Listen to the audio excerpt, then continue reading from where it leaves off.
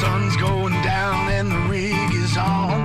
iRacing is where I belong. Discord's lit and the drivers are here. In I2I, there's no room for fear. Green flag drops and the engines roar. 40 cars and we all want more. Mash the gases, we're on the line. Four wide and we're feeling fine. Drifting close in a slipstream dance. Taking the corners in a high-speed trance. Through the chicane, it's side by side. On Motor Mouth, there's nowhere to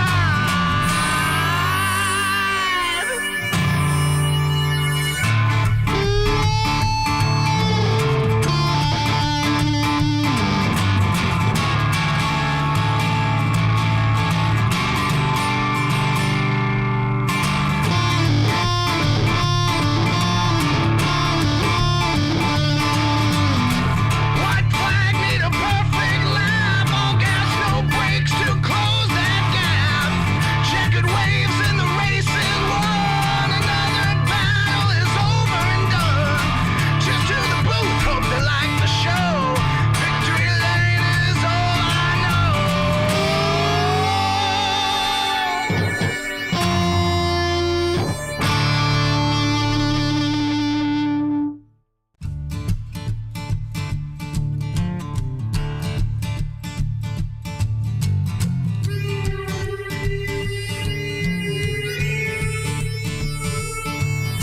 Sun's going down and the rig is on. iRacing is where I belong. Discord's lit and the drivers are here. In I2I, there's no room for fear. Green flag drops and the engines roar. 40 cars and we all want more. Mash the gases, we're on the line. Four wide and we're feeling fine. Drifting close in a slipstream dance. Taking the corners in a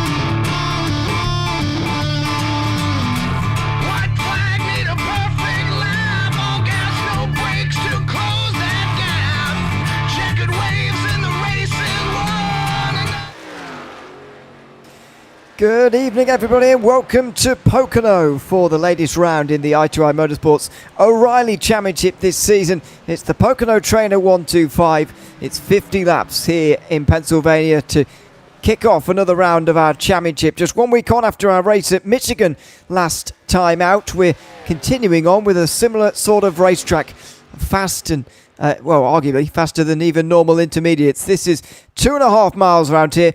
Just 50 laps tonight, but that in itself is going to take a while. It's a long racetrack here tonight, and it is going to be another good round of this championship, as they always are here on Saturday nights here on Motor Mouth Broadcasting. Myself, Ian O'Leary, and Charles Bosho bring you commentary tonight from Pocono Raceway. Good to have you alongside me, Charles. It's this 3-week run in the season. Michigan, Pocono and Talladega are all really high-speed circuits. This one, as I say, almost more high speed than the last, and they continue that way up until we get to Talladega next week. Not quite a super speedway, but certainly faster than a normal intermediate. Once again, much like what Michigan was last week, Pocono Raceway is such a unique challenge for these drivers. Yeah, really, Ewan. It's this is one of the faster tracks in NASCAR. Obviously, the two super speedways, Talladega, Daytona, run restricted engines. Places like here, Michigan, Atlanta do not. So you've got a 2.5 mile an hour track. Breaching speeds probably around 200 mile an hour down at the end of that long front straight before you get into turn number one, and then it's but the downside of that is these corners. All three corners have different gradients of banking.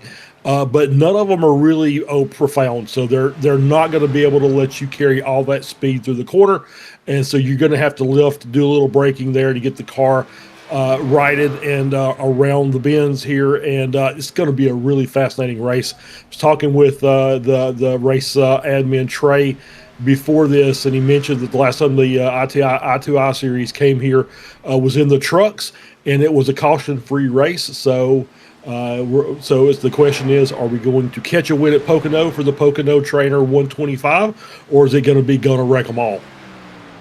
Well, indeed. It was only a few weeks ago now, a few months ago, that race in the trucks where we went green the entire way round, and it was very impressive indeed. Now, we're not going to go green all the way round in terms of actual racing here today. There is a stage caution on lap 20, but in terms of incidents, then maybe we will do. Fuel is 25 laps here tonight, so they should get to the stage without needing a pit stop. They may need one if that second part of the race runs green all the way, and there's only 2 sets of tyres for the drivers as well to be getting on with as well. That could be quite constraining. I mean, 50 laps around here maybe is going to be a 2-stop race, and so only 2 sets of tyres. You really got to think about how you're going to use those. Yeah, really, because this, as we said, you're carrying a lot of speed through these corners, so it's going to be very wearing on the tires. So you're going to have to be very careful and really keep those tires underneath you. You can't do a lot of sliding through corners. Can't do any brake lockups for things like that. So it's going to be a constant grind on those 4 Goodyears. So you're going to have to do a really good job of tire saving here, as much as you will the fuel saving. Because 25 laps, we may be able to stretch a little bit and make something happen there with the fuel strategy. Yeah, we'll see whether somebody decides to do something special on fuel over the course of these 50 laps here tonight. Just looking around the different drivers in practice, we've currently got 29 in the server.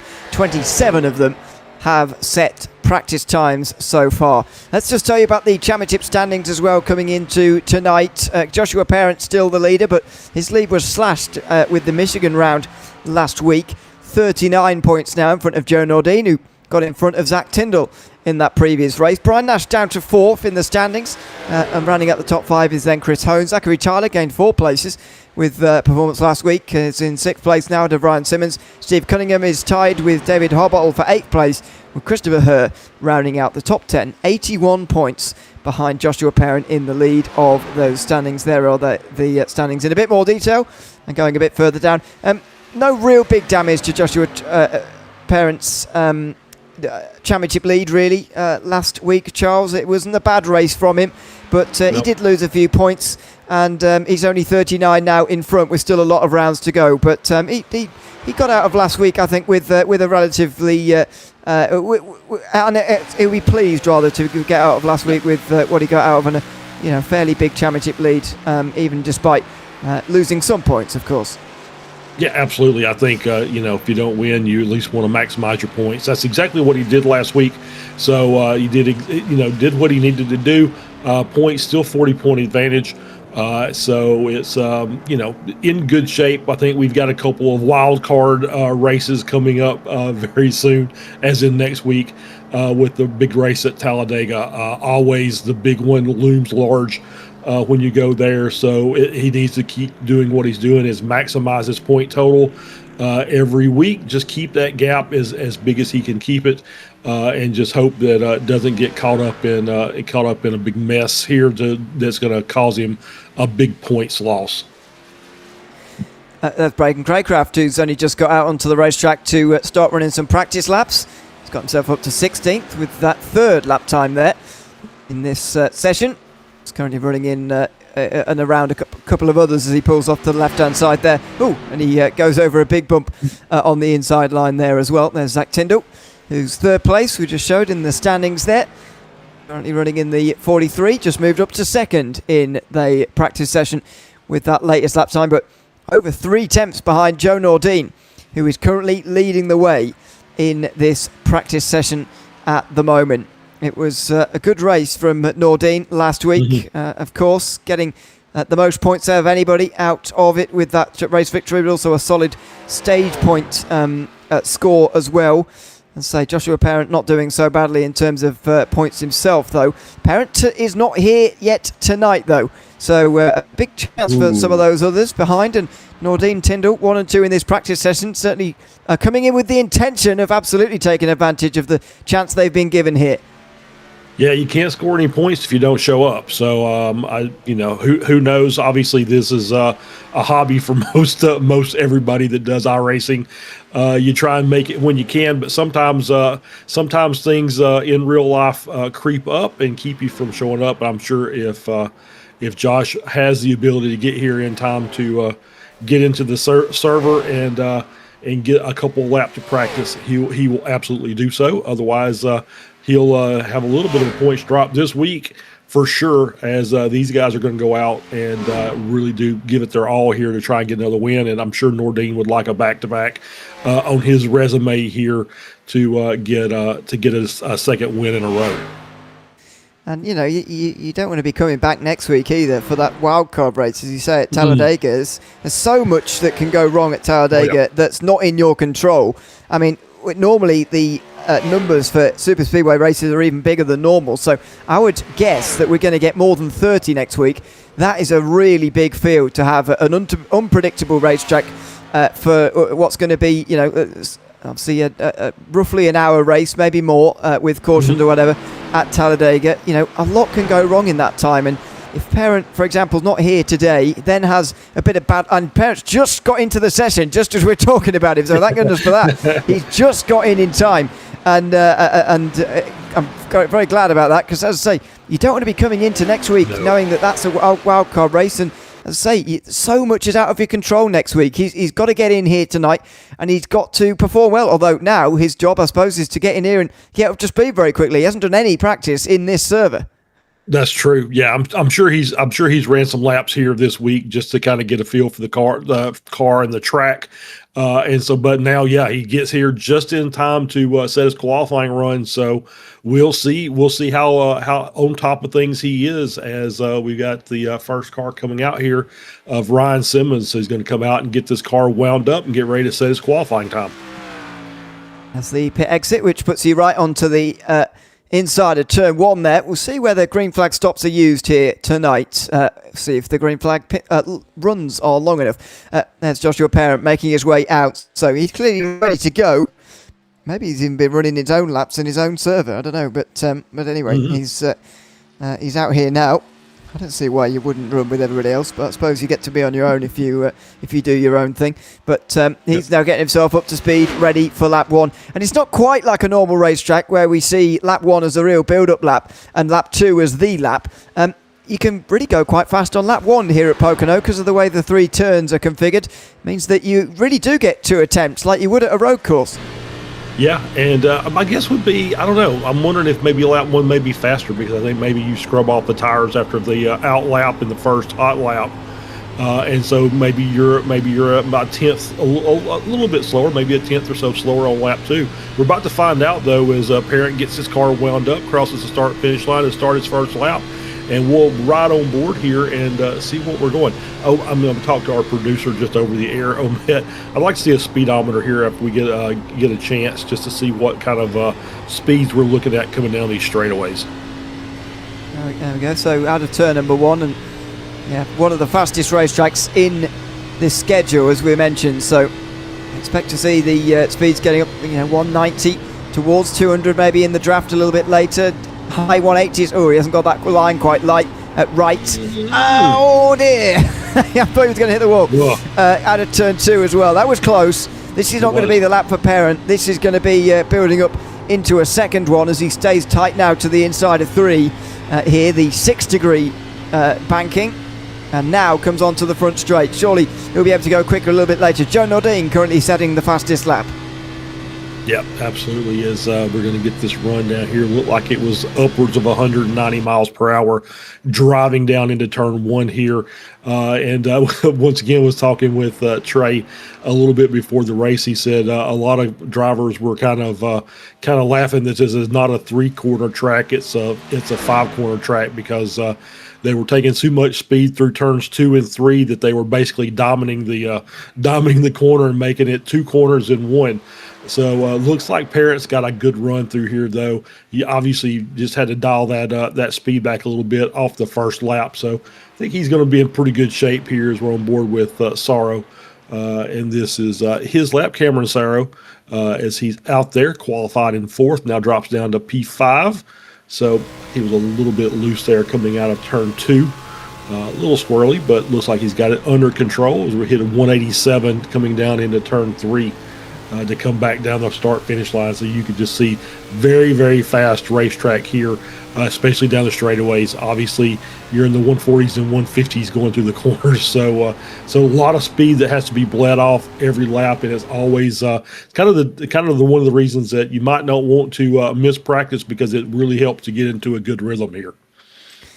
Yeah, Carasaro comes over the line. Not many second laps actually going quicker than the first. Nordine in, Gautier in to pit lane as well. Cameron Sorrow does not go any quicker. In fact, nearly a second slower than what he's done previously. Johnny Suggs doesn't go any quicker either. Caleb Ross comes over the line and does improve. No, he doesn't. Sorry, he's still 4th. Brendan Craycraft moves up to 5th place, though. That was his first lap time, so he's still got a second one to come here, and he's left it late. So he's only just going to get this in time in qualifying, by the way. Time's rapidly running out, and Craycraft actually says that's enough. That's all he can get. So he pulls off as well. It looks like we've got our order, and it looks like Joe Nordine has taken a pole position here from Pocono tonight. Just his first pole position of the season.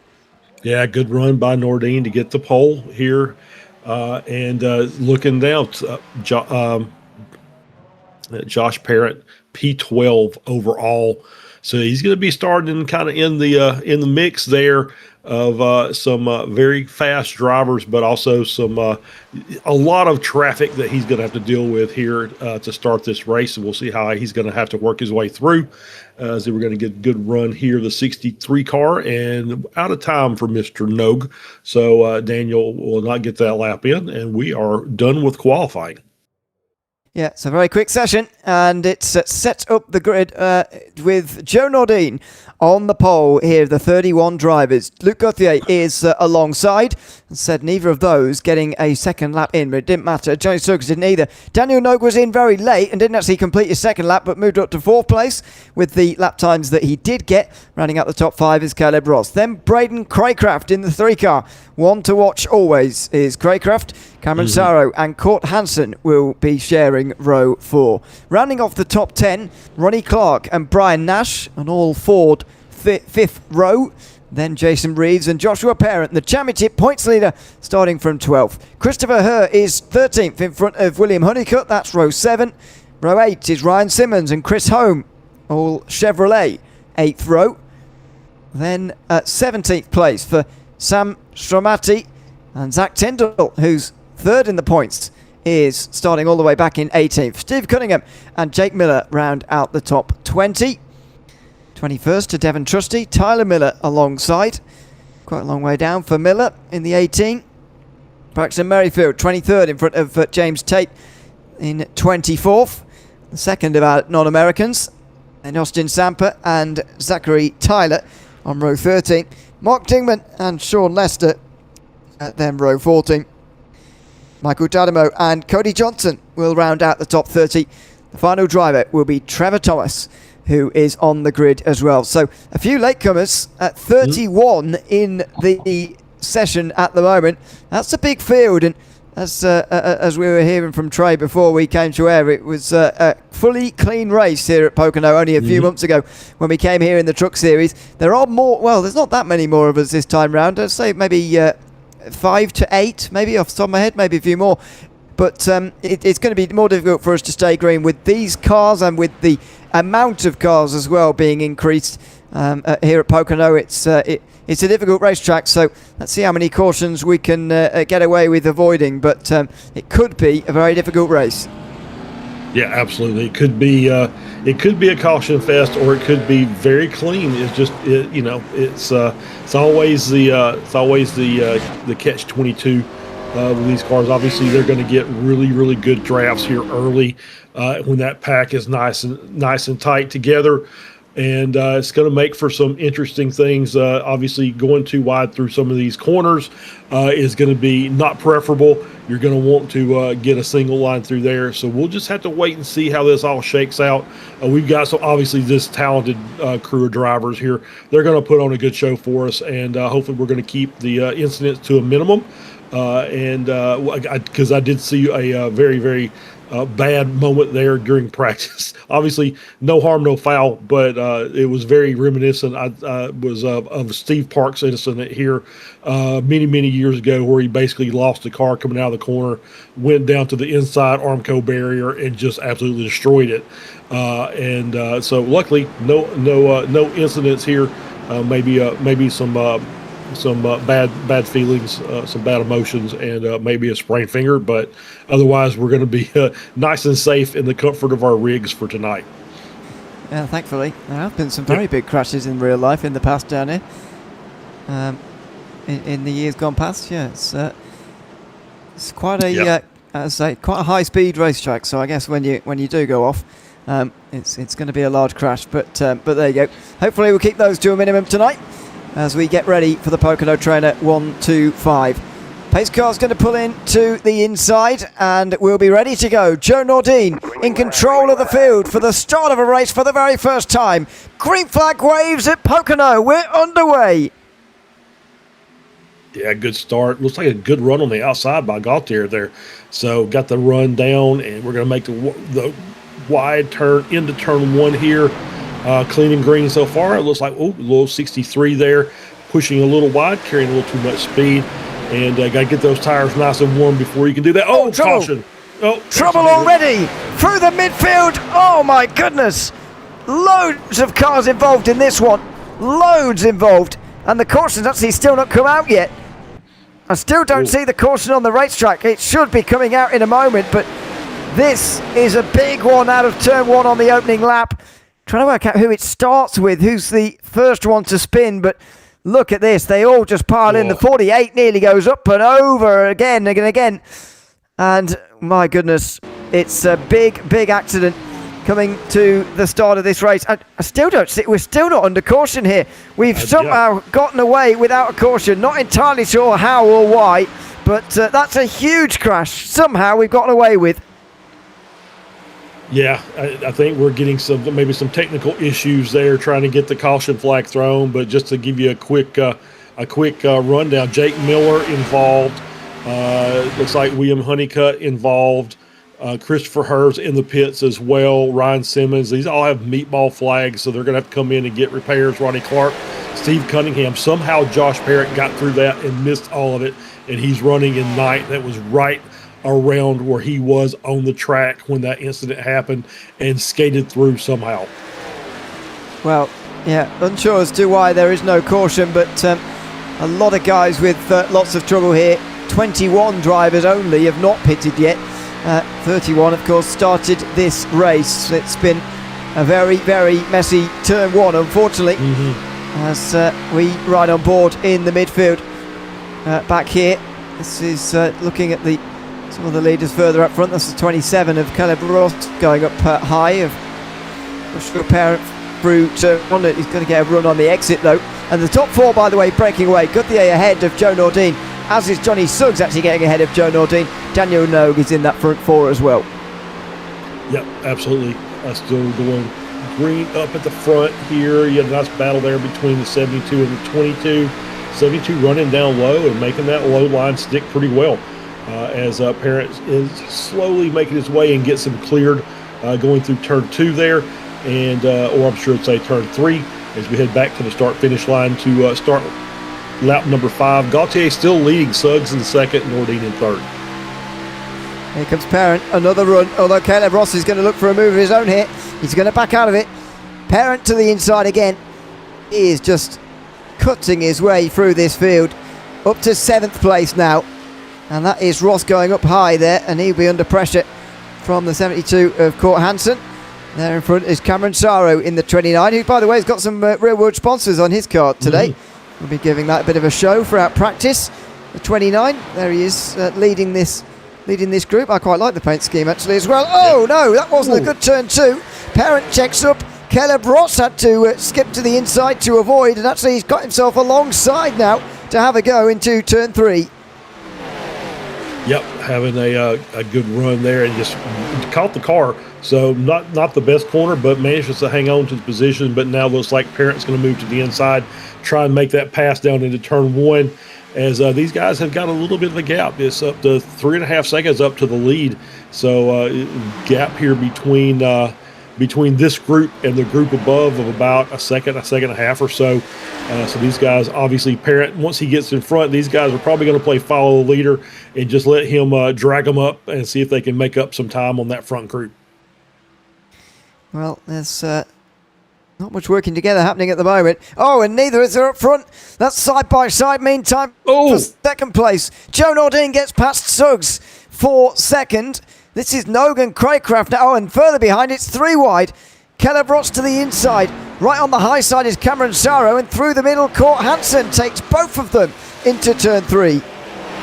Yeah, nice move by the 72 car to get that move done, and is going to slide up the track and in the front of that group as Parent started to try to check out, and I think 72 said, no, I got to go with that guy. So we're going to see if we can track him back down. But yeah, I saw the incident there in the front group. That was the 63 car, Daniel No, kind of bouncing it off the wall a little bit, able to hang on to it, keep it under control, but it allowed Craycraft to get around and pick up P4 as these cars are still battling pretty hard up there. Nordine now up to second, so he's looking to see if he can capitalize on these. Oh, as we're a little wide there from the Wawa car and hangs on to it, but once again, obviously, you see if you push a little too hard to the entry of the corner, it just pushes you up the track. There's not a lot of camber to help you go back down. As the 77 was just loose coming out of there, and loose is fast, but it's also dangerous. Well, yeah, it certainly is. Lots of cars 1 lap down already, by the way. At 21 still on the lead lap, but already Nordine is going to be getting towards lap traffic at the front of the field. You may have seen in YouTube chat, Troy Graber letting us know that admin technical difficulties preventing them from throwing the caution at the moment. So we'll see if that can get worked out over the course of this race at some point. But for now, we'll enjoy the green flag racing while we've got it, because it is exciting in this second group and at the front as well. Cameron Saro gets past Caleb Ross there in the battle we've been watching. Nordine has gotten back to the lead out front in front of Luc Gauthier and Johnny Suggs. Craycraft and Nogue have been fighting to take themselves a little bit further away, so it's not a top 5 anymore quite, but Craycraft is looking to really close in here, and he is really closing in at the moment. They come over the line to complete lap 7, and Nordine only now has he just gotten back to the front of the race. Yep, so Nordine back to the front. He's on board here with Craycraft, trying to hang on to the back of that front group and dropping off just a little bit. He's still, I think, got a little bit of a draft off of the 63 car But the further these stretch out, obviously, it's going to just kind of drop him, and it'll be a noticeable drop when he finally gets broken loose of the draft, as he'll start sliding his way back to that second group, which is not what he wants to do. He wants to stay up there as long as he can, obviously, as we're on board here with Suggs coming around the corner. And that was a nice run through there. So it looks like those front guys got it kind of figured out, settled down a little bit now, and I think they'll be, I've got to look in to see what might happen with those lap down cars. Maybe they'll get a wave around after we get through our stage point, and due to the technical difficulties, give them their lap back. I think that's probably a fair thing to do, but we'll see what the admins come up with. Oh, there we go. Caution. We've got the caution, so that's probably delayed from before. Issues have been sorted, and now we've got the caution, so that's going to save a few people from going lap down. And we'll see, indeed, whether they do give a few of those laps back, as you say. Now, this caution has come just before the halfway stage in the first stage, I suppose, if that makes sense. And I wonder whether we're going to see pit stops. Not necessarily for tyres, because you only have 2 sets and you wouldn't want to use them up now, considering we're in the first 10 laps. But I do wonder whether some guys are going to maybe come in for some fuel and maybe try and do something a little bit different. Maybe further back it's worth it, but personally, I'd be surprised if the top guys come in for anything. Yeah, I don't think the top guys are coming in. Obviously, it doesn't make sense to grab tires at this point. And you could do some things. And there may be some cars out there that have some damage and may have given themselves a little wheel damage, bouncing it off the wall once or twice. So they'll come in, maybe get some repairs, take their fast repair, get the car cleaned up, straightened back up, and get back out on the track. And I think you can successfully do it. It's going to be a very long caution lap, so you've got a couple of minutes to stay in there and get some work done on the car. So that might be advantageous for maybe some of the guys who have had have accumulated some damage over the first 10 laps. Yeah, very true as well. These are going to be long caution laps. I think some of the top guys have gone racing past the pace car there. They have, and they'll just slow down here to let it back past again. Say they were not that far away from lapping some people, so 19 on the lead lap here, as I can see at the moment. We'll see how many get their laps back. Unfortunately, Michael Danamo is actually on race control, I think, as they're obviously not racing. Steve Cunningham retired, though, after what happened on lap number 1. And we've seen some long stops, another long stop actually from Caleb Ross, who's dropped himself quite a long way down. So, he is no longer part of the lead lap either, or indeed part of the number of drivers who are just 1 lap down either. But the pit lane is open this time around. The field, for the most part, is catching up to the train. Let's see if anybody decides to come in and take a little bit of fuel, as we've been saying. I think it would be surprising, to be honest, considering this is only the end of lap 10. But you never know whether we're going to see some stops. And looking to the inside is Nordine, and he is going to come. Wow, they're all into pit lane here all at once. Okay. Oh, a little contact there between the 63 and the 22 as we're working our way down to pit road. Everybody's coming in, and we'll see if it's a fuel stop or if it's a tire stop. I can't imagine it being a tire stop, but we'll see. So we'll see what happens, but I'm sure there'll be guys coming in as well. All the lap down cars staying out, they'll come in on the next lap as we all come in and make stops, and let's see how many cars go up on the jacks. It's just a bit of fuel for Joe Nordine there. Yep. Craycraft races out of pit lane there very quickly. He might have gotten in front of Luke Gauthier and Johnny Suggs. Joshua Parent up to 5th place ahead of Daniel Nogue. A long stop from Cameron Sarro, who might have taken all 4 tyres there. Chris Hone with quite a long stop. And then we got some damage stops a little bit further down here, as you said they might. Some guys coming in to try and get what they can done in these very lengthy pace laps. Well over 2 minutes around here for 1 lap under the pace car. Yep, absolutely. And great quick stop by Craycraft to move up to P2. Did you see some guys taking some repairs? Absolutely the right thing to be doing. And then you said, was it Sorrow that that stopped and got tires? That's going to make him very, very racy here at the get-go. So we'll keep an eye on him and see if that 29 car can race his way up to the front there on those new Goodyears. and that's going to make things very interesting there as he's going to try to work his way up through the field. But good stops by everybody. Come in, get the fuel on board. That'll get them through the stage caution, and then we'll see what happens after that. But yeah, definitely some differing strategies taking place, and that's probably not the last time we'll see something different happen. So who's going to get a lap back here, and who is going to come in at the moment? Nobody coming in from those lap cars, so I think quite a few people are going to get the lap back here. Further down the back of the field, I would say Ryan Simmons, Braxton Merrifield, Jason Reeves, Ronnie Clark, Christopher Herr will all get their laps back. Put 25 on the lead lap if they do. Goodness me, this is a mess, isn't it? They're all running side by side. So these are the guys who are going to be at the front on the lead lap, obviously trying to get double foul. They're such a long way from the pace car. It was confusing me for a moment, but no, they're mostly guys just getting their lap back. They're going to really have to race around to get there in time, but there's the pace car right in the distance, and the others are going to be rushing to get double foul in time for this restart with just 8 to go until the stage, so that'll be raced hard for. We had about an 8-lap run to begin this race, so split perfectly in half in the end. Yeah, absolutely. And you see the cars working their way around, getting their lap back. They're going to have to hustle it around.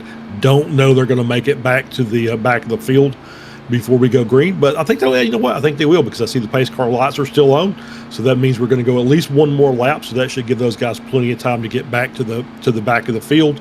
Really, this caution really helped out Josh Parrott. As we said, started in 12th, avoided that massive collision on lap 1, and now that 4 to 5 second gap he had after that has been erased. So now he's starting there in P5. Up 7 positions, and he'll be right behind the leader, so he'll be able to show what kind of pace he has in that car. The light's going off late on here, and we're going for a restart, or is that just somebody pulling alongside us here? No, I think they're double filing up. So, yeah, I think they are. So, yeah, but it looks like the pace car lights are still on from what I can see. Trying to see in the distance there. Yes, they are. Zoom. Yeah, still on. So, now they're getting double foul, but not restarting yet. 25, as I mentioned, 25 back on the lead lap. That will put 2 cars only 1 lap down. William Honeycutt and Trevor Thomas. Caleb Ross will be 2 down. Devon Trusty still in the pit lane. Just in the pit lane again, will be 3 down now in this race. Steve Cunningham out of the race from the 30 who have started. So it'll be a 7-lap run to the end indeed of this first stage, and it's where the first points are going to be dished out. See who races their way to those points. There's some, 5 or 6 drivers who are very, very competitive, as we've already seen. Mm-hmm. Yeah, some good drivers up at the front of this field. So we'll see now that Nordine is going to be back up at the front after dropping down at the start. He'd be outside of or with Craycraft on his outside. So a really racy duo up there at the front. And we'll see how good Nordine's start is this time. Obviously, didn't quite get off the line as fast as he probably would have wanted to at the start of the race. So we'll once we get around here to the pumping up restart zone, we'll get this thing rock and rolling again. Yeah, just cycling through a couple of the drivers who've had some very steady progress so far. Braden Craycraft, one of them. Joshua Parent, we saw a couple of minutes ago as well. But look at Craycraft's pit stop there, the spike he had just after that fuel stop. Mm-hmm. He really did make a very good stop there and jumped up as a result of jumped up in front of Gauthier and Suggs as well. And Joshua he's only in front of Parent, wasn't he? But he jumped up in front of those two who are on that row behind him, and he'll be on the outside into the restart zone. So 7 to go until the stage here at Pocono in the I2I Motorsports O'Reilly Series from Pocono. It is lights off for the pace car. Somebody coming in, it looks like, in the background, but into the pump and dump restart zone we go, and we are back green again after our first caution of the night. Joe Nordine brings them back to the green flag. Yeah, and that was William Honeycutt, the 66 car on the inside, falling to the back of the pack. So he'll jump in and find his way, slot in there, and has done so. As we get a good start there from Nordine. This time jumps out to the lead. Nice battle there between the 77 of Gauthier and Suggs on that second row. They're still side by side. as we're still racy there in that mid pack, as still too wide in a lot of spots there, and that's about as wide as I think we want to go tonight. We don't think we want to try 3 tonight. Well, we did try it on lap 1, and it didn't work. It didn't work out very well, as we saw. There were lots of crashes. There's cars out of the race already as a result of that. Side by side, meantime, for 5th. Court Hansen on the inside of Johnny Suggs, who's on the outside through turn 3 in the 15 car. They run down the long front straight. Nordine leading in front of Craycraft and Gauthier, and behind, it's effectively being created by Nordine, who pulled to the inside himself. A whole load of drivers weaving around. Suggs there in front of now Suggs looks to the inside of Hansen in towards turn number 1. Look at this, looking on back.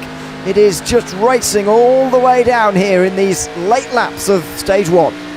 Yeah, and I think we saw last week Court Hansen really, really good on the restart, able to move up a little bit, and is up 3 positions already tonight. So got no right there behind. Oh, we get trouble behind. Spins and crashes out of turn 2. And this time there is a caution. The 8 cars involved of Austin Stamper. I think Zachary Tyler's involved here somewhere as well. Let's see it from the air. Oh, he's been dived by Cameron Saro. And there was, oh dear. Zachary Tyler in the 19 had already stopped. I don't know what that was all about.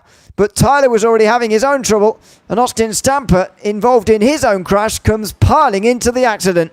Yeah, it was crazy there. You saw just chain reaction as we had the one car spinning, and then one car going sideways, and then all of a sudden, you've got half the track blocked, and just cars, trying to avoid and causing more collisions, and it's just kind of that domino effect as we are now back under caution again, so very, very short run there.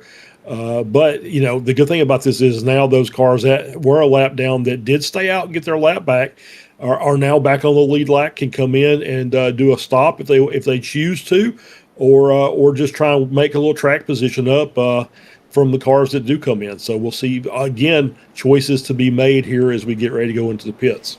There certainly might be drivers who decide to come in this time but won't come in under the stage caution. That might well be a strategy here.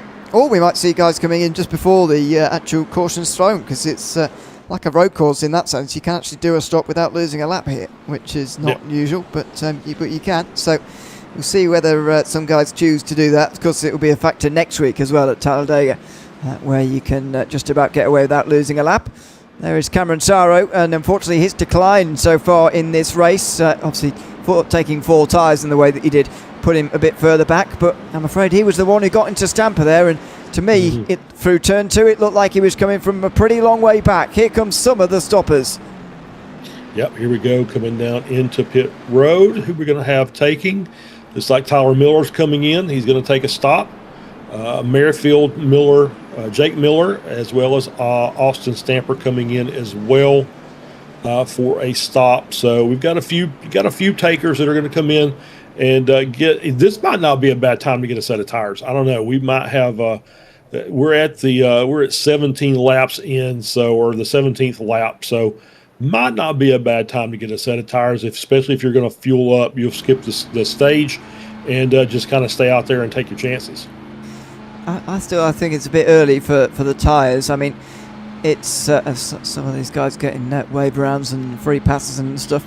I think it's still too early for the tyres. Definitely fuel stop for some of these guys. But you got to remember, these tyres actually haven't done that much green flag racing. Maybe 10 laps at most. Yeah, but in terms of green flag racing, they haven't done too much. I think, based on what we've seen so far, in a couple of runs now, that if this race gets out to sort of 5 laps or so in that run to the end after we've had the stage, we could just do the last 30 laps under green, to be honest, in a very similar way to what we did in the Truck Series only a few months ago. Right? That race proved that these guys are absolutely able, it looked like in that particular race that they were going to run forever without having a caution. It was only the race actually stopping that ended it. But I still think that we could have a very long green flag run. So I think it would be a risk to take your tyres now, because you'd be running the risk of doing 30 laps on that second set while you've only done about 10 on this set. That's true, and that's always a risk. We're just kind of looking. I found who did I find? Zachary Tyler just for the for the tire wear on these tires. 54.46 was his fastest lap. His last lap under green was a 56.3, so almost 2-second drop in lap times over those first 17 laps or so. And as you said, only 10 laps under green flag conditions. So the tires are fading a little bit. Obviously, there'll be a point to where the lap time droppage stops after a certain length, but the tire wear continues on. But you just kind of can balance it out with the lack of fuel. Helps keep the pace up, and just generally getting a little more comfortable in your rhythm will help you save the tires a little bit more. So we'll see. Once again, we'll see if we had anybody. I don't know that we had anybody come in that time and take. We did have people come in, maybe get fuel and maybe get a little bit of repair, take their fast repair, and we'll get ready for our. I think we're lights off, so 2 laps of racing before our stage caution. We have just had an update from race control that has changed the stage on the fly. So they've decided with such a short run to the end of this stage now, that they're not going to do a stage caution on lap 20. They're going to call this at the stage caution, and they're going to take the points from lap 16, which is when the caution was out before those stops. So anybody who stopped there won't be affected if they were in the top 10. Not sure anyone from the top 10 came in anyway, but that caution, the one we're just finishing up now, is the stage caution. Otherwise, as you say, we'd have 2 laps of racing, then we'd have more caution, and so we're just going to power through and continue on past lap 20. So stage points have already been taken. Joe Nordine taking a few more points closer to Joshua Parent at the end of that stage, but only a few. The big points are still to come, of course, and they're still more than 30 laps away. Pace car into the pump and dump restart zone we go again. Green flag back in the air. More than 33 laps to go here from Pocono, and Nordine off to a flyer once again on this restart. Yeah, Craycraft did not get a good start. He had Parrott all over his tail, trying to give him a little bit of a bump. I don't know as they're working their way up through the gears if that was necessarily the best idea. But everybody's safe so far as we get started here on our restart for stage 2.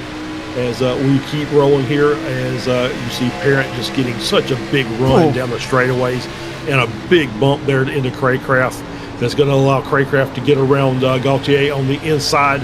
And so now Parent will be looking to make that pass as well as we get rolling again. And half-second gap up to Nordine, which is pretty easily grabbed, reeling back in here in short order.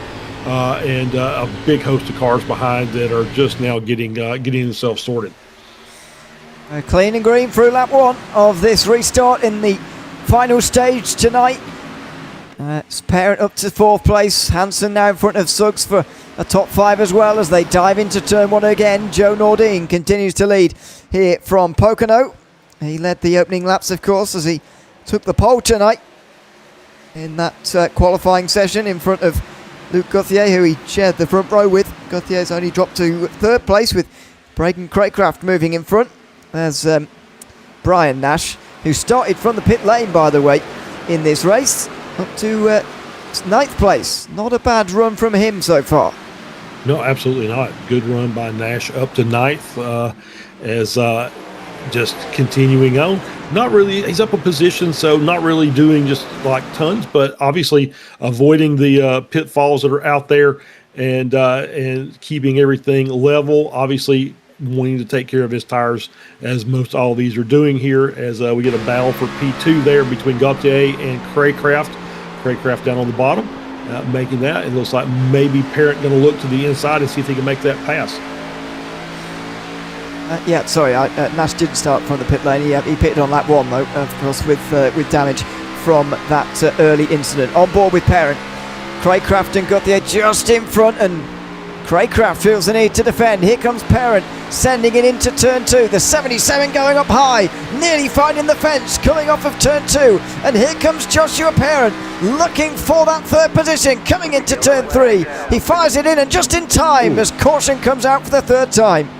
Yeah, that was very fortunate he got that pass made to get P3 as we have another caution flag and trying to look down and see what is going on here. And I don't see any incidents.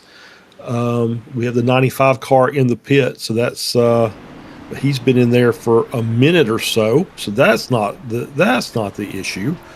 So I'm not really sure. Not really sure why we're under caution here. Did not see any incidents pop up. That's Ronnie Clark in. He's been in there for several minutes now. Yes. Let's see. Yeah, Clark's been in there for a very long time. Trevor Thomas in for 90 seconds as well, so that's too long. Well, yeah. So I do see that's the last incident that was recorded in our timing and scoring software was his crash. So unless that was the lap 20 caution at the end of the stage that was planned, maybe they did it anyway. I don't know. I don't think so, based on what we were told. But that was a lap 20 caution, as we were expecting. So, don't know. Well, we'll see what happens. So now we're under caution again. Obviously, another opportunity for people to come into the pits. I don't know that we'll see anybody. I think with the last stop at 10, they'll think it'll go to lap 30 to 35, somewhere in there. Obviously, it's going to be extended because of you're not burning nearly as much fuel under caution as you would be under green flag conditions. So, we might not see another car in the pits until lap 35 to 40. So it's going to be interesting here as we continue on. And we're at a point now that as these tires they get heat cycles on them, they tend to change the way these tires kind of perform. So we'll see. It looks like we've got a big group coming into the pits, though. Yeah, this is less surprising because by the time we go back green, we'll be very close to those 25 laps that will take us all the way to the end of this race. Let's just see these pit stops before we bring Troy Graber in for a little bit of a word in the next couple of moments. It will be 4 tyres, I'd imagine, all round as well, because we're pretty much halfway there now. Joe Nordine is the one in the last pit box. You can see there. Will he get underway first and get out first? No, he will not. He's going to be beaten by a couple at least. Craycraft gets through, so does Cameron Sorrow, who obviously doesn't have the tyres to take on anymore, so he beats everybody. Craycraft beats Nordine, though, so does Joshua Parent and Luke Gauthier. So the previous race leader, Joe Nordine, drops down the field. Yeah, absolutely. Just a slow stop by Nordine there as he gets kind of swamped there on pit exit. 3 cars did not stop. Braxton Merrifield, Jake Miller and Tyler Miller all stayed out. So they're going to hang out and lead this restart, and then we'll see what happens beyond that as we see the 19 car coming in now. That's Zachary Tyler, and he's going to come in for his service as we continue on here under caution. Yeah, let's bring Trey in, shall we, just for a quick chat while we've got the caution. Good evening, Trey. Good to have you with us. Sorry for interrupting your race control duties just for a moment. Just tell us why this previous caution or this caution's out, because we can't find any incident that has brought out the third caution tonight. Yeah, so the first lap, there should have been a caution. Something happened with our session. It kicked my guy in race control out of admin privileges. So we had to kind of do some finagling around, get him admin privileges, throw that caution. Then the other one came out. We went over the radio and said, hey, this is the end of the stage. Come to find out, my race control, his mic wasn't working, so no one knew the stage was ending. So we had a lot of guys yelling and arguing back and forth. So I went into race control. I said, hey, throw the caution, let everybody get their fuel, and hopefully we can sail off to the end. So it's been chaotic. There's only one way to go from here, and that's up. And I'm excited to see the last 25, 30 laps of this race. Yeah, these technical things do always happen. It's a fact of iRacing. One more thing: when are the points going to be taken? Will it be lap 20 as expected, or to lap 16? We're going to take it at lap 16. Okay. I don't think there was a lot of changes. Maybe 1 or 2 drivers may have switched spots. So we're going to take it at lap 16 because that's what we told everybody over the radio. So we'll take it from there. It's a quick change in Sim Racer Hub. It's not that hard to do. So we'll take it from 16, and then the rest of the race will be the finishing positions. Okay, thanks very much for coming to chat to us, Trey, sorry. Goodness me.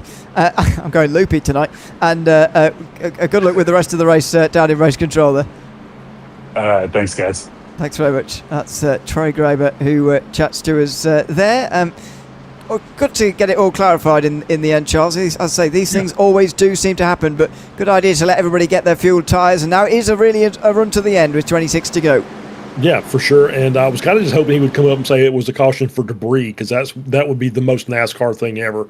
But no such luck. So yeah, good explanation there by Trey. I think that was the fair thing to do. So we'll have us a nice 30-lap run here, or 35-lap or so run here to the end. I'm sorry, 25-lap or so run here to the end. And so this will be, math not mathing tonight. So here we go. Let's do it. Yep, here we go again into and out of the pump and up restart zone with 26 to go from Pocono.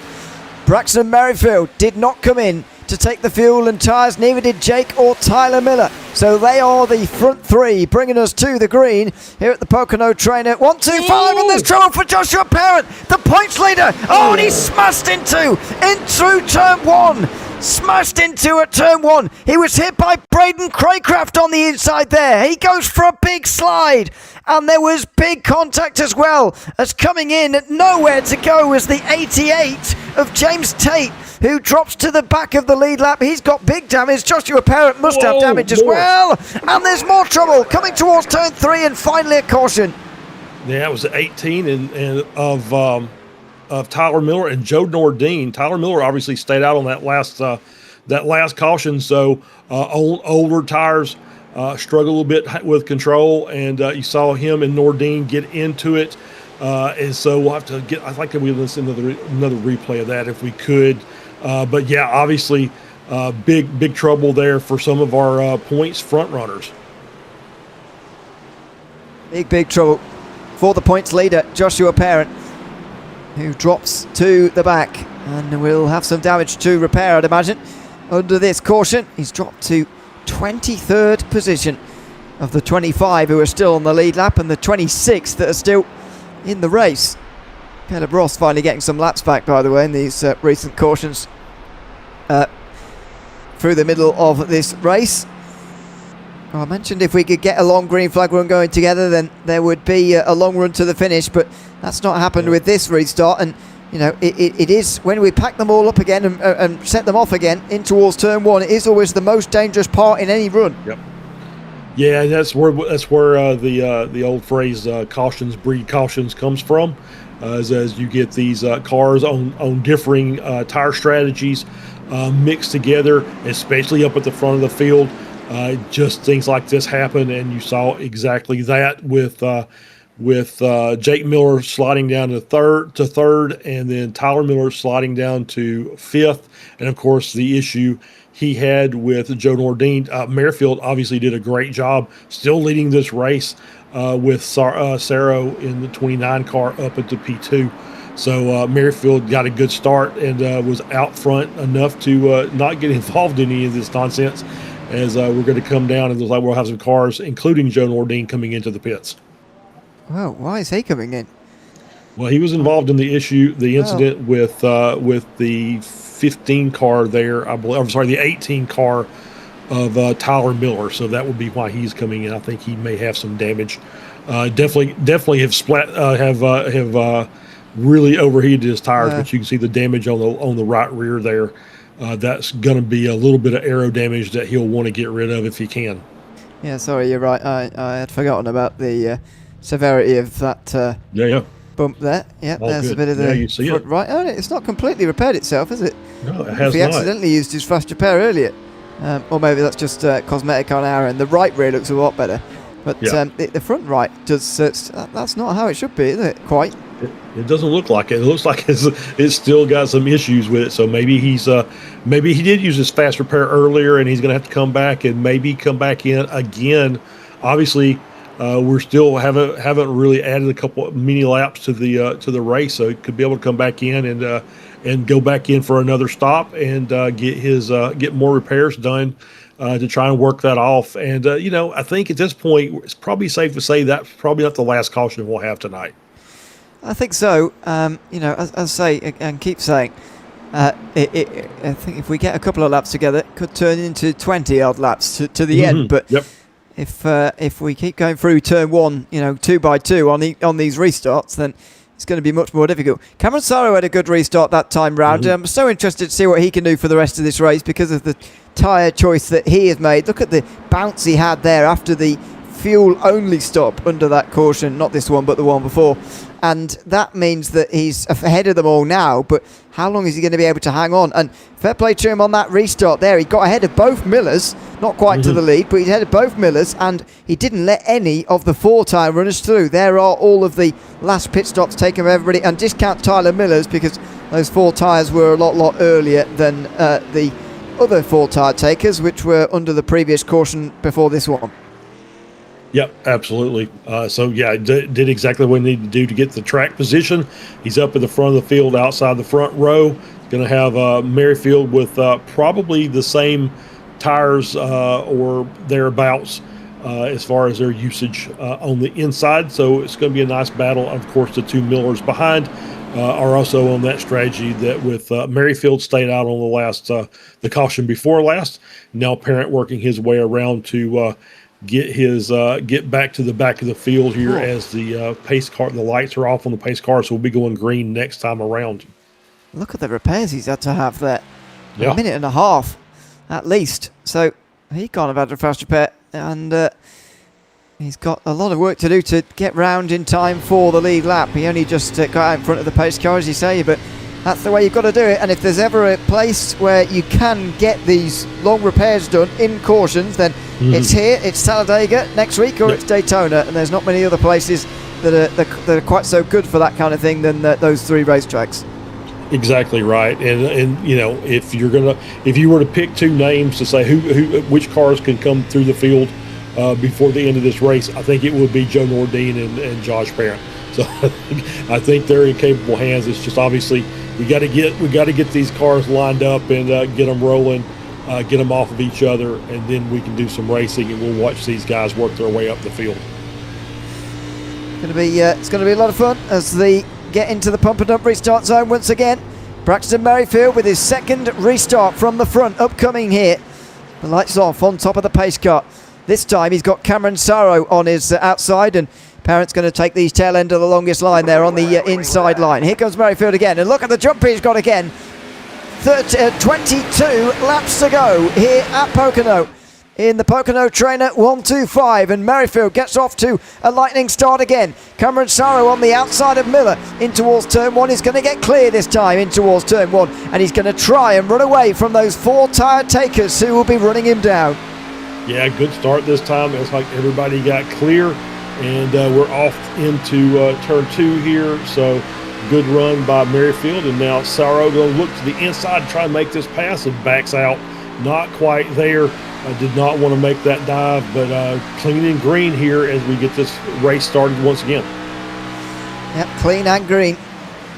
Here comes the 77, looking on the inside in towards turn 3.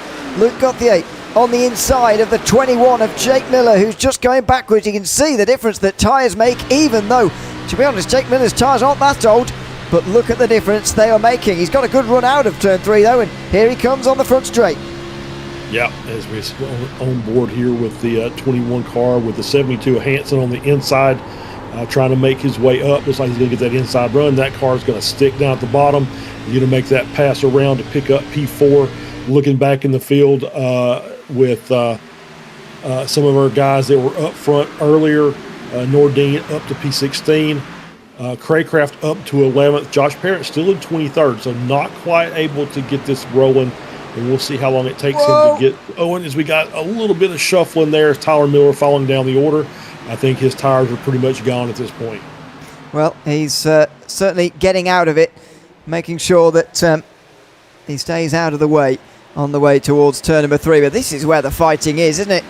All the way back here, off of 3. They fan out, trying to make sure they don't hit each other. This overall is for 12th position, by the way. You can see the 11 in front breaking away as these guys fight for 12th. It is high-stakes stuff back here into turn 1 again, just as if they were fighting for the lead. They're fighting just as hard for these positions back here. And Joshua Parent is now off. He's at the back of this group, or he was, and he's now gone off. No caution, but he drops to the tail end of the lead lap to 25th. Ooh. All over again. That's not good. Not really sure. That would be why. That would be why. Just up into the wall, slams the wall, and that car is pretty much toast. And it looks like we're back under caution once again. Yeah, it is another caution. Merrifield still leading, by the way. I wonder if you can save enough fuel to make it all the way home. It will be a 34-lap stint at the end, so I'm going to guess no. But, you never know, I suppose. Parent, though, is having a bit of a disaster tonight now. Mm-hmm. I wonder how long this damage is going to be, because last time it didn't look so serious, the damage, even though clearly it was serious enough to see him in pit lane for over a minute and a half. That, to me, looks even more serious damage this time, and I don't know whether he's going to be able to get that repaired to a sort of a decent speed to stay with the group. But, he's going to try it again. He's not putting in illegally under this lap and just sort of taking the penalty. He's going to stay with the lead lap guys. He's going to come in with everybody on the lead lap who decides to this time round, and he's going to get what he can done down on pit lane before re-emerging. Yep, that's all, and that's all you can do at this point is just come in, get your work done, as much of it as you can. Obviously, that looked like it. I would say if it was a flat hit, where basically the front and rear hit at the same time, probably not as big a deal. But I think that was really a little more nose heavy. Obviously, that right front takes a lot of abuse. So as far as the right front tire is concerned. And so I think this is going to be very detrimental to his race. So he's going to have to come in, and it may be one of those where it's 4 minute or so stop for a wheel repair to get that car back out on the track. And obviously, I think once that process gets started, then it's not mandatory. So I don't see a meatball flag. So it is all optional. So maybe he can come in a couple of times and kind of work it off a little at a time to get it done, but I don't know how fast he's going to be during that process. Well, it's a relief that it's not a meatball, because then you could have minutes to do with no choice, and that would lose you laps. But we've got lots of stops here, lots of stops from people. Luke Gauthier stays out, so does Braden Craycraft, Joe Nordine, Zach Tyndall, but they are the only 4 of the 25 on the lead lap who stay out here. Caleb Ross is surely going to get his lap back to go onto the lead lap again as well here, as they all pull in. This has got to be the final stop of the day for pretty much everybody, as those who are able to take tyres for the final time. And there's a bit of contact there as some are coming in while others are coming out of the pit lane. Meantime, it's Ramati who gets out first in front of Brian Nash, then Chris Hone, Daniel Nogue, Ryan Simmons, Zachary Tyler, Sean Lester, then the first of the 4 tyre takers, Court Hansen, Jake Miller, Braxton Merrifield all taking 4. And then further down, the rest of them. Lots of stops that time, but the points contenders, for the most part, and top race contenders from tonight, staying out in the first 2 rows. Yep, with the exception of Josh Parrott, unfortunately. But Craycraft up there, Gauthier stayed out, Nordine stayed out, Zach Tyndall stayed out. So Nordine obviously wanted that track position. He had done a good job working his way up through the field, but obviously this was much easier process.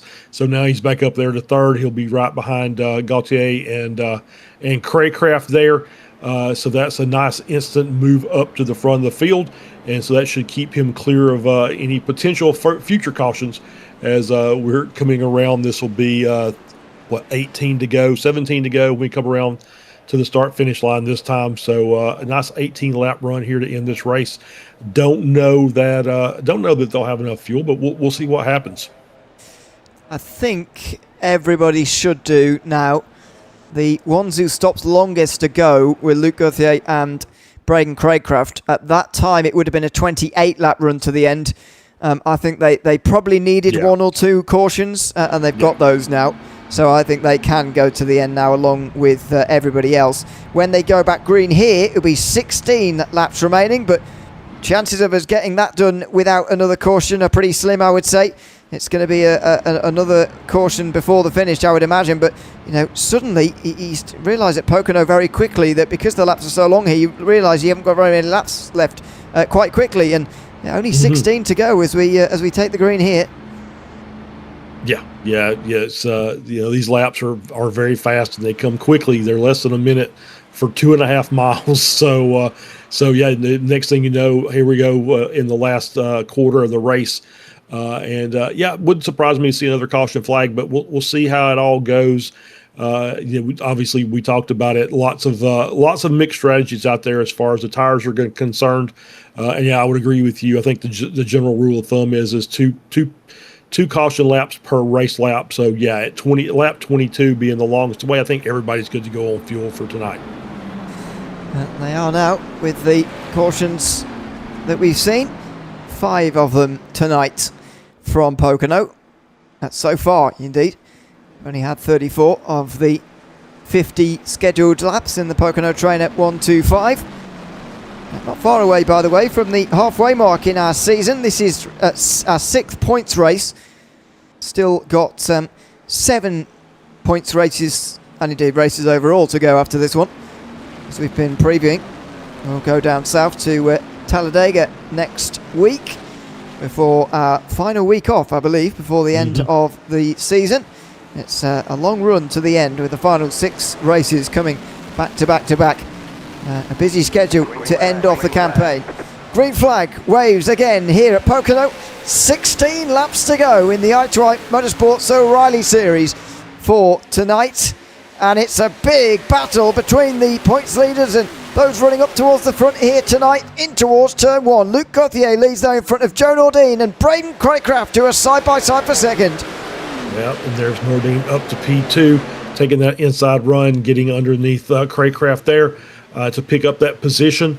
As a nice good start here. I'm just curious, as I was looking at the timing and scoring, the last time that Josh Parent came in, it was a 6-second stop.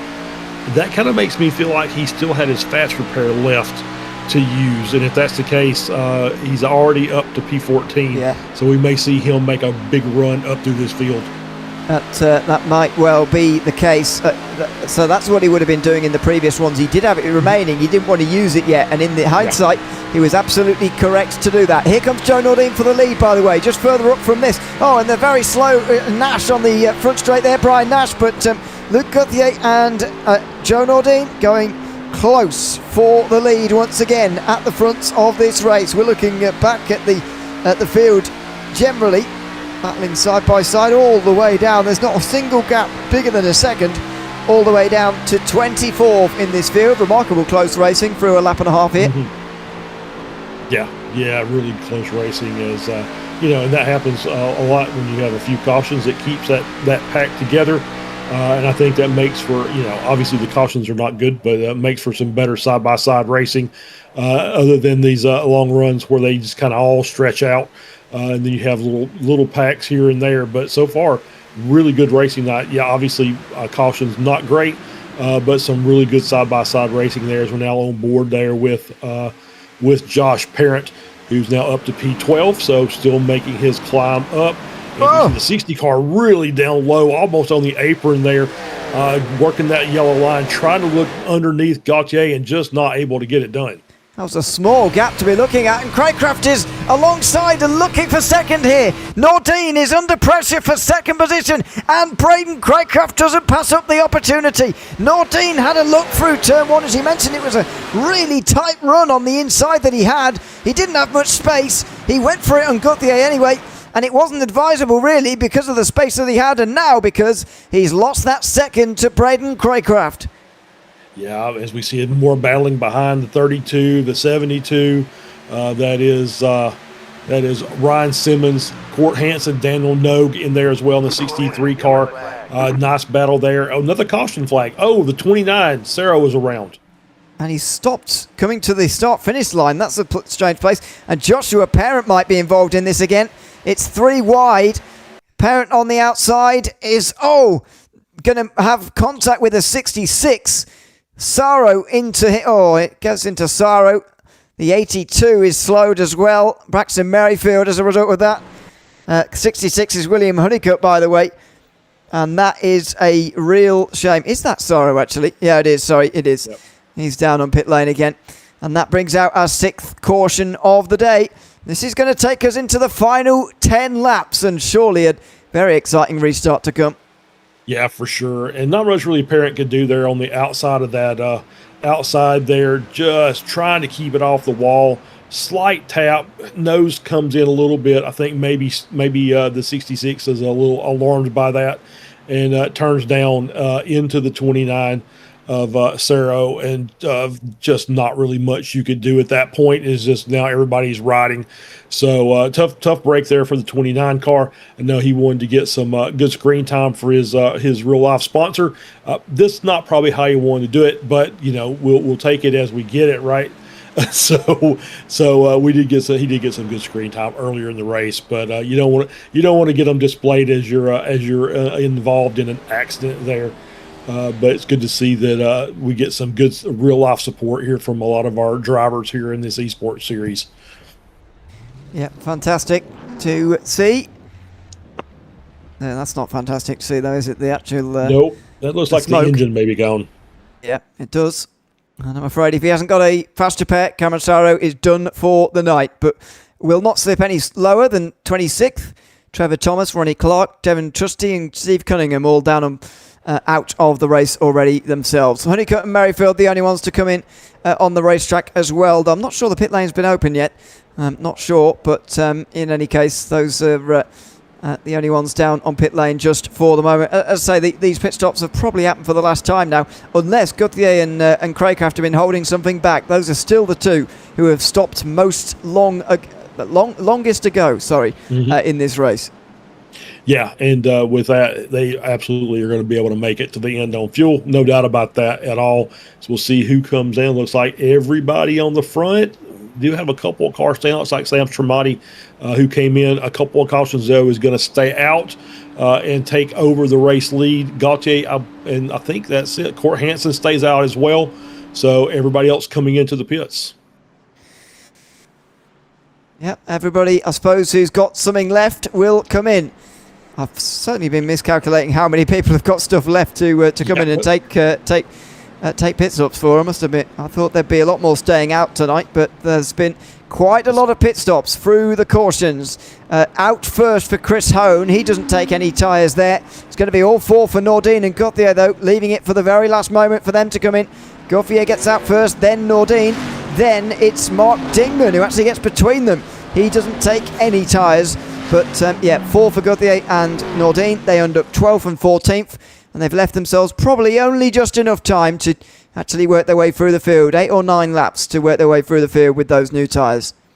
Yeah, and I think that's probably going to be enough time. I think those guys pretty racy, ran up front all night. And so give them a fresh set of slicks. And I think they'll work their way up pretty quickly. It'll be interesting, as I think I said earlier, Court Hansen, really good on restarts. Sam Shermati, good to see him up at the front of the field, and sometimes that's always a nice alternate strategy to get you some track position, and that's enough to do the trick. But I think we're going to have some very, very fast race cars that are going to be trying to track these guys down over the next couple of laps. But good to see those guys up. Johnny Suggs up there as well. James Tate with a nice 20 position gain, starting from and currently running in P4. So once again, strategy trying to play itself out, and we'll see how that all works. Obviously, it worked out for Josh Parent for a little bit of time, and then ran into more issues, obviously, from taking that fast repair and then falling to the back of the field again. So now we're going to see what he's able to do. Probably got a little bit of damage on that car from that incident, and so we'll see if that's going to hamper him as he tries to work his way up through. Looks like we're getting ready to go back to green. Yep, pace car lights are off, so it's time to wind things up once again. Yep, it will be with 9 to go, and it's going to be a front row of Court Hansen and Sam Shermati here. They stopped with 32 laps done. Only 9 laps ago when they go back green, so it's such a different look to the front of this race. I guess the only one who was here early is Johnny Suggs, who's where he qualified actually in 3rd place. They'll be on the inside of row 2. I think that's a really great place to be actually for Suggs. because he's had some good speed tonight and he's back to where he will feel he belongs. Look at that repair job that he had to have just over halfway into this race. Had a little bit of trouble at that point, but has steadily been climbing his way back through the field since then. Yep. So we'll see how it works. He's obviously got the speed tonight, and he's got track position now. So let's see if he can make that pay off. Just a little further back, Nordine in 12th, Craycraft in 14th, and then Parent in 20th. Those guys will do what they can to work their way up, as well as Nogue also in 18th. So you got some really fast cars on that outside line a little further back. Yeah, there certainly will be. It's going to be, 22 cars still on the lead lap here. Caleb Ross still running one lap down, trying to fight his way back on. Braxton Merrifield, unfortunately, after that latest incident, out of this race, officially leaving the server now. So, shame for him. But meantime, with 9 to go here from Pocono, Stramati's going to bring them to the green and wait a long time in the pump-up restart zone, and now goes 9 to go from Pocono and really gets the jump over Hansen on the outside. Yeah, good start. Just left it late and caught a couple guys sleeping, so able to jump up to the front. He's got Hansen and Suggs are going to battle behind him going into turn 1. Through turn 1, where there's been so much trouble so far tonight. Hansen looking to the outside, close to the wall as well. But Stramati takes that lead. Single file actually with Hansen behind, then Suggs, then Tyler, then Tate, who round out the top 5. Single file actually all the way down. Look at that orderly restart. Very nicely done. I think guys were tired of riding around in slow circles, and they're ready to go back racing here for the end of this race. You see Suggs looking to the inside, going to try to take it down low over Hansen there, going through turn 3 as they wind their way back around to the front straight, and good run on the outside by Hansen, and kind of gave that up. I thought he might take it to the inside, but just decided he's going to wait just a little bit. I think he wants it. Now he's looking again. Well, this is remarkable, this first lap of a restart in the final 10, and it's so orderly, so single file all the way down. Sam Stramati leads in front of Court Hansen. Then you look further behind, there's trouble through turn 1 for Joshua Parent, the points leader. It's not been his night tonight in the 22 car, and he's brought out the caution again. Joshua Parent is involved in more trouble here at this caution. It's him involved again. Now, is this one due to him? He's on the outside here. Diminishing returns on the outside there. So I'd say a bit of an unfortunate contact that time, really, with Ryan Simmons, and Parent goes around piling, just about avoiding there actually on the outside line for the most part. But yeah, that is Joshua Parent in the wall again, and not having a great night. The points leader of this series by 39 points is going to have that lead slashed for the second week in a row here. Yeah, he is, and that's very unfortunate. He had a good run on the high line coming through the corner, and the 32 just slid up the track, and there's really not anything you could do at that point. Saw the contact made, was very lucky that the other cars around them missed, did not make any other contact other than the brush with the bonk of the 32, and then a brush with the wall, and was able to get the car looped back around. So obviously was trying to make a run up the field here at the very end and just can't catch a break tonight. So, I think he's been driving a really good race. It's just unfortunate that he just ends up in other people's way, unfortunately. But we'll say Jordan O'Neill up to P6 already, so he's already cut his gap in half. Gautier up to 10th, and Craycraft up to 12th. So that outside line that had some very fast race cars are working their way up to the front. Now just need a couple more laps of green to get them up to the tippy top, and it's going to be Stramati and Hansen and Suggs that are going to try and fight them off. Yeah, certainly will be. By the way, next time we have a caution, if we have another one on that short run to the end, then it would be overtime rules and green, white, checker rules, whatever you want to call it these days. It is going to be overtime, so we'll keep an eye out for that, and we'll talk a little bit more about that if we indeed get to that scenario a little bit later on tonight. But you wouldn't bet against it at the moment. I'm not sure the last time we had a 4-lap green flag run, and I think that's what it's going to need to be here. I think we're going to go green with just 4 laps to go. But these are going to benefit the guys who've stopped a lot earlier. I mean, Nordine did get to 6th, so fair play. It's a good drive through from him. But Gauthier only up to 10th. And, with these short green flag runs constantly, it's not benefiting the guys who need time on their side to make the passes on the new tyres. Yeah, as we see riding on with Parent as he comes down pit road. We'll see if he's going to get. I don't think at this point he's got tires left, but he may be able to just get a little bit of cleanup done on the car.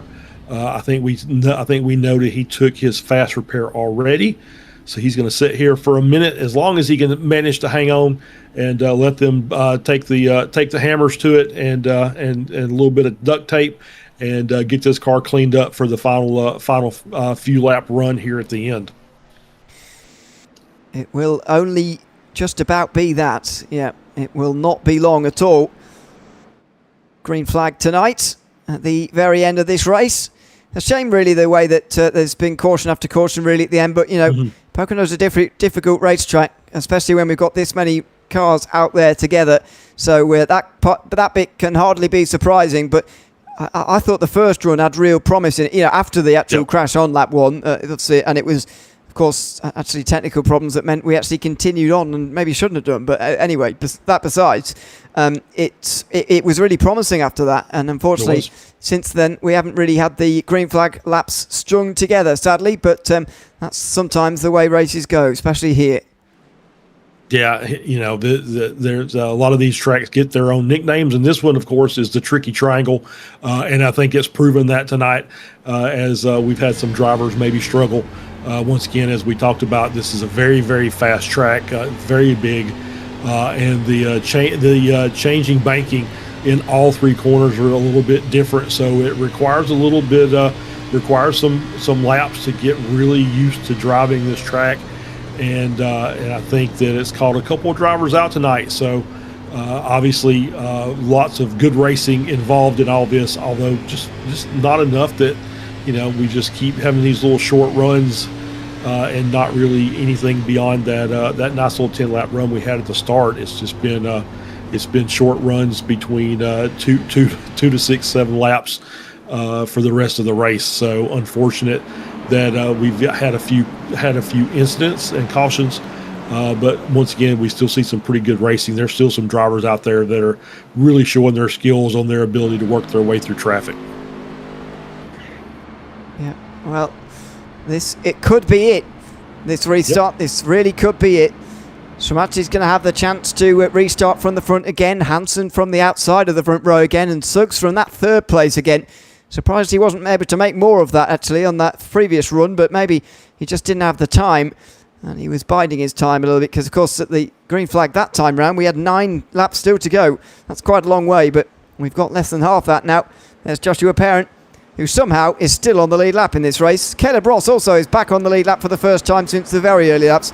Fair play to him for persisting for so long and finally getting back onto the lead lap. He's the last of the 22 drivers who will restart this race on the lead lap, actually restart this race at all. William Honeycutt 6 laps down after a long stop.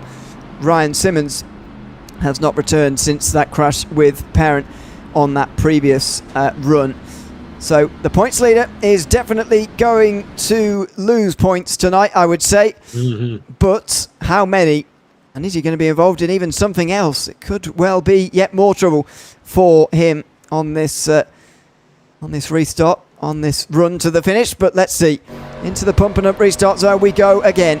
It is 4 to go here from Pocono, and Shramati gets off to a very good run once again here, but not quite as much of a jump this time. He's not quite clear on Hansen, and he's trying to pull across him in towards turn 1. Hansen just swaps sides. He looks to the inside, but he gets cut off again. Shramati's going to hold that low line, but there goes Cord Hansen. Has he gone too deep through turn 1? He's gone up high. They're running side by side for the lead coming off turn 1. A little contact back there between Tyler and Nordine there, as Nordine had a good run on the outside, kind of got stalled out. And so now he's dropped down to the inside, and they were kind of banging doors there for a minute. Oh, no, it is around. That's Tyler around there, the 18 car. just dropped down on the corner, and more damage behind. Yeah, big trouble behind. Big trouble behind. We're under overtime conditions now in this race. More trouble, and a blown engine there for Zachary Tyler, who has been involved. Now, I guess there was contact there, and everybody else, no choice where to go. They all pile in for more trouble. And Zachary Tyler, the one with the most damage, but Chris Hone had to come in. They couldn't even wait for the pits to open before he had to come into pit lane, sadly, as well. Yeah, and I believe Josh Parent was involved in that. Again, I think there was a car that spun in front of him, and I think he made contact as well. So he may have, he's already in the pits as well with a tow. So still no meatball flag. So he's towed back without the meatball, but I guess he just wants to try and get the car in the pits. But Chris Holmes, Zach Tyler, Ryan Simmons, Cameron Sarv still in the pits. So those three cars involved in that, all with the mechanical black flags, all in the pits now with tows, along with Parent, who is by misfortune has actually moved up 2 positions into 20th from the incident, but still, as I said, in the pits. We're going to get another look here from behind as we get this coming through here out of turn 3, and this is where he just turns down into the pits. I think he's already got the damage done. So back to the front, Hansen with the lead over Shermati, Suggs and Nordine there in 3rd and 4th, and they were doing battle during that as well. So we just had to keep an eye on this. As you said, we're going to be into to overtime tonight, and we'll see how this all shakes out, as it's going to be a 2-lap run to the finish. It will be. And I was going to bring Trey in just to explain overtime rules for this series and how many attempts that we get. He's gone back to race control to have a chat with more people. I've noticed over the course of the night more people going into the race control room and just staying there. Mostly drivers who used to be racing and are now not anymore in today's race. Joshua Parent now has dropped out of this race as well, so definitely losing points. That's it for him. Zach Tyndall and Ryan Nash are the only ones to come into pit lane here under this caution for a actual stop, but Parent has pulled off to the side, and that is it for him. Let's just bring Trey in now to have a bit of a chat about overtime. Trey, welcome back. Good to have you with us. Thanks for coming back. We're into overtime. We are past we're going to go past the 50-lap mark tonight. So just remind us of the overtime rules and how many attempts we're going to get here tonight before we see a finish. Yeah. In this series, we just do one green, white checkered attempt. If we get to the white flag, obviously rules are the rules. If we don't get to the white flag, the field will be frozen. They will finish out the race under caution. All right, thanks very much, Trey, for clarifying and reminding us what the green, white checkered attempts are. It's been a while, actually. When was the last one? Can you remember? I can't remember one for a while. No, I have no idea. It's been a while for me. I think maybe Truck Championship at Homestead, maybe. I don't think we've had one this series. No. I'm struggling to remember. I'm struggling to remember the last overtime, but anyway, that's one to go and research later after this is finished. But no, thanks for that, Trey, and I'll move you back to the race control if you want. While we get ready for this restart. Thanks very much. That's Trey Grober again, chatting to us as the admin for I2I Motorsports. So one attempt it will be. No going back. I think subconsciously that is actually a good. I mean, we have seen them get back to the line for at least the end of one lap more often than not. So that could be good news. But as you say, when the white flag's out, it is what it is. But I think that would be a good thing, because if they know they've got unlimited attempts, they might go with the same recklessness that we've seen at times tonight already. I don't think that would be good. We don't want to sit here all night. Obviously, I know you're over in the UK, so you don't want to be here for the next hour going through green, white checker attempts.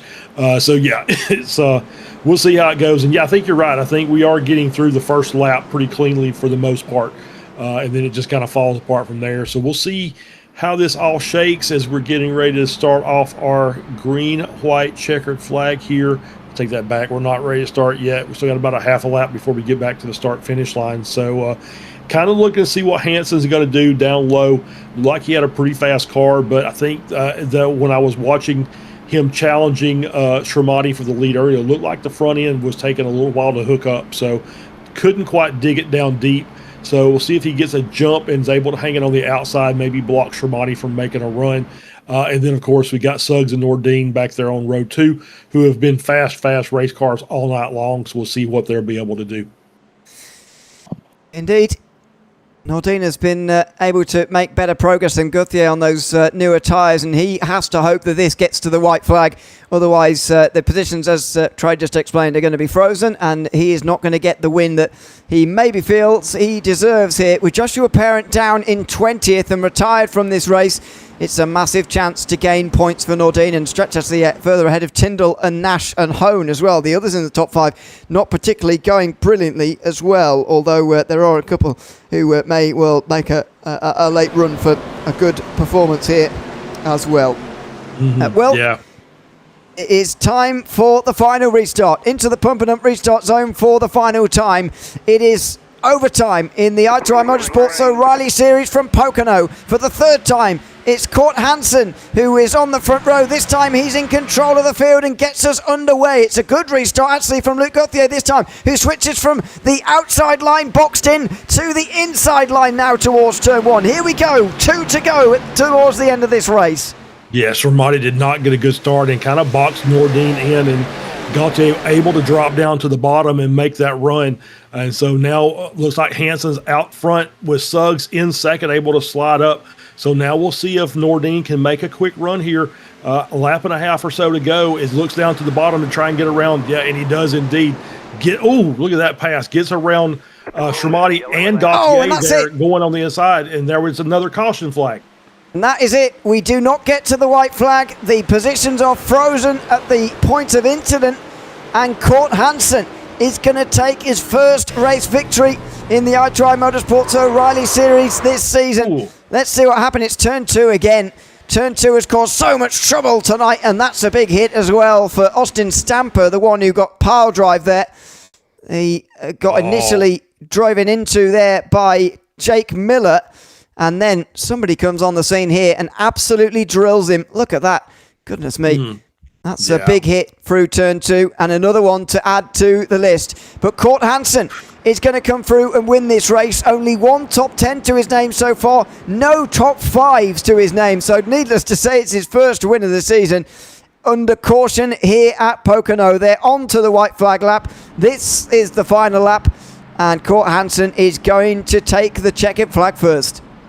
Great job by Court. Got a good start, and that was all he needed. He just got to keep getting those good restarts, and that's exactly what he did, and that was enough to keep him out front over Suggs and Nordine. Just a tough break back there for the 8 car, like him and the 21 there. Just got their wires crossed. 8 came down to the bottom. The 21 kind of slid off the bottom up, and not anything anybody could do there. Just some racing.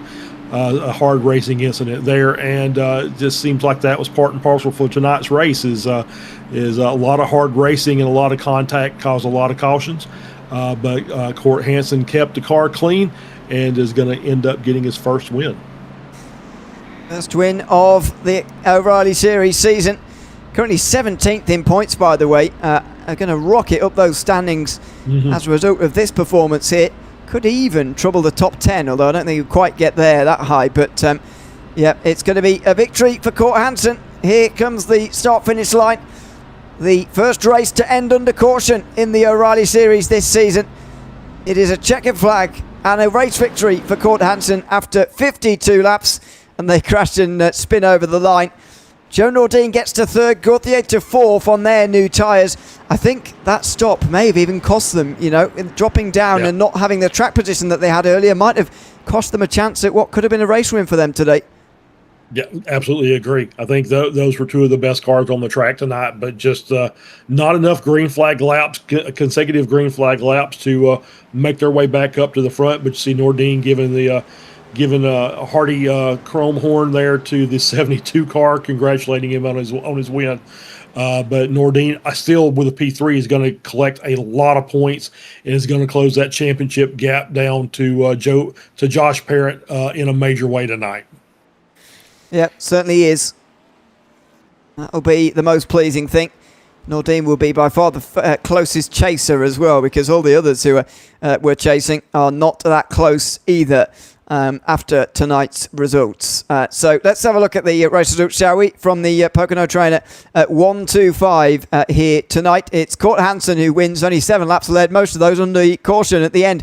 Johnny Suggs and Luke Gauthier ending up on the podium with Sam Shramati in the 4th place in the end. A black flag for Joe Nordine has dropped him a long way down. So he's had a black flag given here, which has dropped him a long way down. Where's it put him? 15th in the end. So Shramati's up to 4th. Craycraft's up to the top 5. James Tate, Daniel Nogue, Mark Dingman, Christopher Herr and Jake Miller rounding out the top 10. Sean Lester outside that top 10 with Caleb Ross eventually getting to the lead lap and getting to 12th. Zach Tyndall, Brian Nash, who are both in the top 5 in points, not having a great day. Neither did Joe Nordine in the end, though. Tyler Miller ends up outside the top 15. Jason Reeves, Cody Johnson, Austin Stamper, Chris Hone round out the top 20. Outside that was Zachary Tyler. William Honeycutt didn't get to the end there. Neither did Joshua Parent, as we know. Neither did Ryan Simmons, Braxton Merrifield, Cameron Sarro, Trevor Thomas, Ronnie Clark, Devon Trusty, and Steve Cunningham down the back end of the field. Let's have a chat to, first of all, Luke Gauthier, shall we, who has got himself 3rd place here tonight from Pocono. Luke, welcome in. Good to have you with us, and congrats on a 3rd place run tonight at Pocono. What was the key moment for you tonight? Do you think that pit stop you made with 18 to go in what would have been 18 to go in regulation, or sorry, even less than that, 11 to go in regulation, was that the moment where you lost this as you went a bit too far down the field, or would you have done the same again given a second chance? I would have done the same, given a second chance. I just don't really know what the strategy was tonight. Our strategy went right out the window when it was caution after caution. Unfortunately, the way things go, cautions breed caution. So once one comes out, they kind of just keep rolling after that. Yeah, and we very much saw that tonight. Just how difficult was that to keep on through, because there were 9 in the end over the course of this race after having we had maybe 1 or 2 maybe in the first half of the race, and then at the end there were loads more. How difficult was it to stay focused throughout that period? Yeah, the difficulty mostly came in just keeping the car clean. I wasn't trying to be too aggressive, put myself in a bad spot, trying to just play the long game and make sure I get to the end. So still happy with 3rd place finish, considering I had to work my way through the field pretty fast at the end there, but yeah, definitely the hard part was just keeping the car clean. Well, congratulations on your 2nd podium of the season tonight, Luke, and thanks for coming to chat to us after the race as well. Yes, sir. Thank you very much. Thanks very much. That is Luke Gauthier, who finishes in 3rd place tonight. I'll continue working my way the wrong way up the podium with Johnny Suggs in 2nd tonight. Johnny, welcome in. Good to have you with us. 2nd place for you tonight from Pocono. How was that for you with a very stop-start 2nd half of that race, especially? Second half of the race went pretty good. Just taking a look at the replay and whatnot, what happened throughout the race and whatnot. But for me, I was just looking at fuel. Tires were kind of an issue, but I figured with all the cautions there towards the end that I would have a better chance of finishing of where I was at. Because prior to that second to last caution, I think I was running, I could have been running 20th. So to finish 2nd, feel pretty good. Glad to have Spartan Racing get a 1, 2, 3 finish. And 4 out of the top 5 is Spartan Racing, so that's pretty good. Yeah, great result in that respect for the team. It's your first top 5 of the season in the O'Reilly series here at I2I. Just how has the season been for you so far compared to the Truck Series, obviously, where you had a great run on multiple weeks? Yeah, making the transition over to O'Reilly cars have been kind of a struggle, trying to learn different things here and there, whatnot. But it's slowly transitioning over or whatnot to success. And I get a 2nd here, All-Star race last weekend, I got a 2nd. So it's moving pretty good. Well, congratulations on finishing in 2nd place tonight from Pocono. And thanks for chatting to us at the end as well. Appreciate it, man. Thanks so much. That's Johnny Suggs, 2nd tonight at Pocono, just behind Court Hansen, who takes the victory tonight. Court, welcome in. Good to have you with us, and congratulations on taking a race victory. Just tell us about those last restarts there. You were up towards the front for the last 10 laps in the end. In the end, you managed to take home the race victory with that overtime finish. Just tell us what those last 10 laps were like. Definitely a lot of stress there. Trying to be perfect and restarting second is one of my weak points that I've been trying to work on. So just trying to time those restarts and take the lead away. I knew the outside lane was pretty good to try to get around the older tires, so I was trying to work that out, but just a matter of getting there. And once it finally happened, it was just hoping that just keep the lead. And with all the cautions, it definitely worked out in my favor. Well, absolutely. It did play into your hands in the end. Tell us how the season's been so far for you, because this is not only your first win of the season, but also your first top five. So we haven't had a chance to chat to you yet. How have you been finding the O'Reilly series? I love these cars. I feel like I've had a lot of really good runs and just not having the finishes to really show that. So it's nice to finally get the top five out of the way and a win. So yeah, I love these cars and just haven't had the results to show for it. Well, congrats on getting that big result to show for it tonight from Pocono. Thanks for chatting to us, and congratulations again on the win. Yeah, thank you all so much for having me. Thanks very much. That's Court Hansen, who wins for the first time this season at Pocono. The overriding thought, I think, from all three of them, Charles, was that this was a very stop-start race, and not what we've seen this season, really, from I2I. There'll be many reasons for that, of course, and the inquest will go in internally a bit from the drivers about that, but much more of a stop-start race than we're used to seeing tonight. Yeah, it really was. It just goes to show how difficult of a track Pocono is. But the drivers persevered, and we had some really good, really fast race cars up the front at the end of this race. So well done to our top three there. And so what could have been for Joe Nordine and Josh Parent there could be extending their race, their points lead. But both, I think, are going to suffer a significant drawback there, and with Talladega next week on the horizon, still not just all these single cautions, but taking out half the field in one fell swoop with the big one next week looms large for a lot of these drivers. It absolutely does. The longest oval on the calendar, Talladega, is next week. Same time, same place, of course, for that super speedway. Very much looking forward to it. After that, it's the final week break before that run to the finish. 6 weeks of races in a row in the O'Reilly Series, ready to crown our champion in the nighttime at Daytona on the 20th of June. So we'll be live, as always, just after 8 o'clock Eastern here on Motormouth Broadcasting every Saturday night with those broadcasts starting next week from Talladega. So I hope very much that you'll join us then. A big thanks to everyone who's been tuned in tonight. Hope you've enjoyed the race. A big thanks to Amet behind the cameras, as always, and to Charles alongside me in commentary as well. We'll all be back in Talladega in 1 week's time, just after 8 o'clock Eastern, as I say, on Motormouth Broadcasting. So make sure you join us then. From all of us, though, from Pocono, it's goodbye for now.